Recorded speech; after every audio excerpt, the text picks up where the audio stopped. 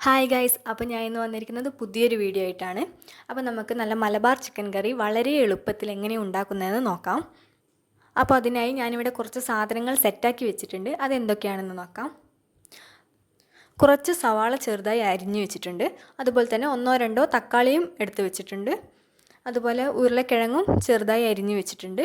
പിന്നെ 2-3 പച്ചമുളക്, പിന്നെ ഒരു കഷ്ണം ഇഞ്ചി, കുറച്ച് വെളുത്തുള്ളി, പിന്നെ ആവശ്യത്തിനുള്ള തേങ്ങയും കൂടി ചിരകി വെച്ചിട്ടുണ്ട്. അതുപോലെ ചിക്കൻ നന്നായി കഴുകി മസാലയൊക്കെ പുരട്ടി സെറ്റാക്കി വെച്ചിട്ടുണ്ട്. അപ്പോൾ ആദ്യം തന്നെ മസാല പുരട്ടി സെറ്റാക്കി വെച്ചിട്ടുള്ള ചിക്കൻ കുക്കറിലേക്ക് ഇട്ട് കൊടുക്കാം. അതിനുശേഷം ആവശ്യത്തിനുള്ള വെള്ളം കൂടി ചേർത്ത് അരിഞ്ഞു വെച്ച ഉരുളക്കിഴങ്ങും കൂടി ചേർത്ത് കൊടുക്കുന്നുണ്ട്. എന്നിട്ട് ഒരു 3-4 വിസിൽ വരുന്നവരെ വെയിറ്റ് ചെയ്യാം.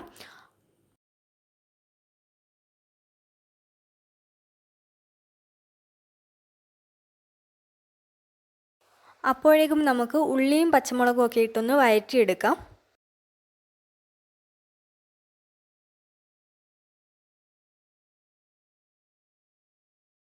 അതുപോലെ തന്നെ ഇഞ്ചിയും വെളുത്തുള്ളിയും വേണമെങ്കിൽ ഒരല്പം പച്ചമുളകും കൂടി ചേർത്ത് ഒന്ന് അരച്ചെടുക്കാം.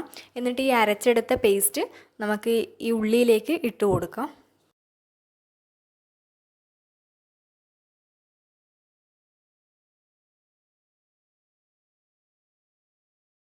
എന്നിട്ട് നന്നായി ഇളക്കി യോജിപ്പിക്കുക. ഉള്ളിയുടെ കളറൊന്ന് മാറി വരുമ്പോഴേക്കും നമുക്ക് തക്കാളി കൂടി ചേർത്ത് കൊടുക്കാം.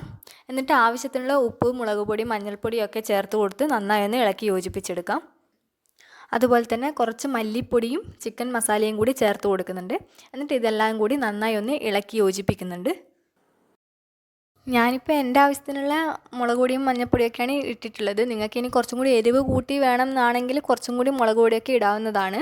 പിന്നെ കുറച്ച് കളറും കൂടി വേണം എന്നാണെങ്കിൽ കാശ്മീരി ചില്ലിയൊക്കെ ആഡ് ചെയ്യാം. മസാലകളൊക്കെ ചേർത്ത ശേഷം നന്നായി മിക്സ് ചെയ്ത് കൊടുക്കുന്നുണ്ട്. എന്നിട്ട് ഈ കാണുന്ന പോലെ ആവുന്നത് വരേക്കും നന്നായി ഒന്ന് ഇളക്കി യോജിപ്പിച്ച് കൊടുക്കുകയാണ് ചെയ്യുന്നത്. അതിനുശേഷം നേരത്തെ തന്നെ ചിരകി വെച്ചിരിക്കുന്ന തേങ്ങ വറുത്തെടുക്കുകയാണ് ചെയ്യുന്നത്.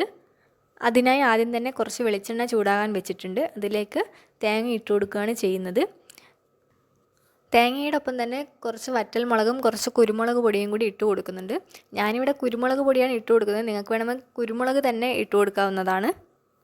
എന്നിട്ട് തേങ്ങയുടെ കളറൊന്ന് മാറി വരുന്നവരെ നന്നായി ഇളക്കിക്കൊണ്ടേയിരിക്കാം. തേങ്ങ കരിഞ്ഞു പോവാതിരിക്കാൻ പ്രത്യേകം ശ്രദ്ധിക്കണം. ഈ വറുത്ത തേങ്ങ ഒന്ന് ചൂടാറിയ ശേഷം മിക്സിയിലിട്ട് അരച്ചെടുക്കുകയാണ് ചെയ്യുന്നത്. ഇതിൻ്റെ കൂടെ ഒരല്പം മല്ലിപ്പൊടി കൂടി ചേർത്ത് കൊടുക്കുന്നുണ്ട്. ആവശ്യത്തിനുള്ള വെള്ളം കൂടി ചേർത്ത് കൊടുത്ത് ഇത് നന്നായി ഒന്ന് അരച്ചെടുക്കാം.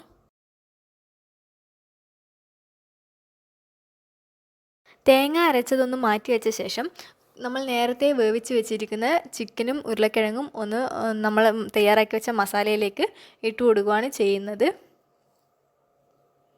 അതിനുശേഷം ഇതെല്ലാം കൂടി നന്നായി ഒന്ന് ഇളക്കി യോജിപ്പിച്ച് കൊടുക്കുന്നുണ്ട്. അതിനുശേഷം ആ അരച്ച തേങ്ങ കൂടി ഇതിലേക്ക് ചേർത്ത് കൊടുക്കുകയാണ് ചെയ്യുന്നത്. എന്നിട്ട് എല്ലാം കൂടി നന്നായി ഒന്ന് മിക്സ് ചെയ്ത് കൊടുക്കുന്നുണ്ട്. എന്നിട്ട് ഇതൊന്ന് തിളയ്ക്കുന്നവരെ വെയിറ്റ് ചെയ്യാം.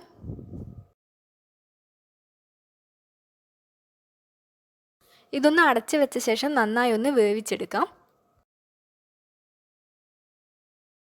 തിളച്ച് വരുന്ന കറിയിലേക്ക് നമുക്ക് ഈ തേങ്ങാക്കൊത്തും കുറച്ച് കറിവേപ്പിലയും കൂടി ചേർത്ത് കൊടുക്കാം. അപ്പോഴേക്കും നമ്മളെ കറി ഇവിടെ റെഡി ആയിട്ടുണ്ട്. വളരെ സിമ്പിളായിട്ടുള്ളൊരു റെസിപ്പിയാണ്. എല്ലാവരും ഒന്ന് ട്രൈ ചെയ്ത് നോക്കണം. അപ്പോൾ എൻ്റെ വീഡിയോ ഇഷ്ടപ്പെട്ടെങ്കിൽ ലൈക്ക് ചെയ്യുക, കമൻറ്റ് ചെയ്യുക, സബ്സ്ക്രൈബ് ചെയ്യുക.